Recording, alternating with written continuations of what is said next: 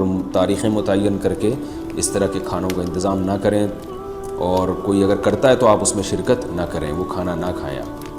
Mobile phone پر تلاوت کا حکم۔ اویس صاحب ممبئی سے پوچھتے ہیں، کیا موبائل فون میں تلاوت کے لیے وضو کرنا ضروری ہے؟ کیا بغیر وضو کے موبائل فون پر تلاوت کر سکتے ہیں اور قرآن کو چھو سکتے ہیں یا نہیں؟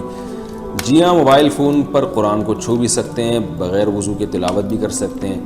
البتہ بعض علماء کی رائے یہ ہے کہ موبائل کے ڈسپلے پر جب قرآن ہوگا تو اس کو بغیر وضو نہیں چھو سکتے، اس پیج کو خاص طور پر۔ تو اگر کوئی احتیاط کر لے تو زیادہ بہتر ہے لیکن ہماری رائے کے مطابق، ہماری تحقیق کے مطابق، اگر ڈسپلے پہ قرآن کا صفحہ کھلا ہوا ہے تو آپ اس پہ بغیر وضو ہاتھ لگا سکتے ہیں۔ احتیاط بہرحال بہتر ہے۔